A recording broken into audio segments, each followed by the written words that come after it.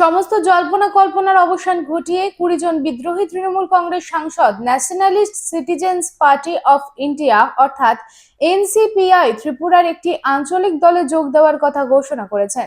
সোমবার এই 20 জন বিদ্রোহী তৃণমূল কংগ্রেস সাংসদ লোকসভার স্পিকার ওম বিড়লার সঙ্গে দেখা করেন এবং এনসিপিআইতে যোগ দেওয়ার একটি চিঠি জমা দেন। এই চিঠিতে 20 জন বিদ্রোহী তৃণমূল কংগ্রেস সাংসদের সকলের স্বাক্ষরও ছিল।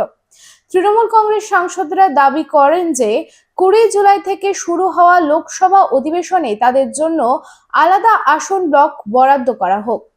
আর ভাড়া বাড়ি নয়, এবার আপনার নিজের স্বপ্নের বাড়ি গড়ে তুলুন।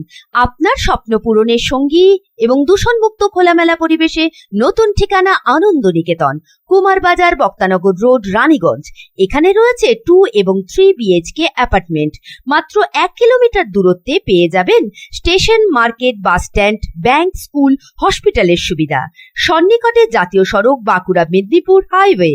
থাকছে ব্যাংকিং লোনের সুবিধা। তাই দেরি না করে আজই যোগাযোগ করুন 9933370401 9333107047।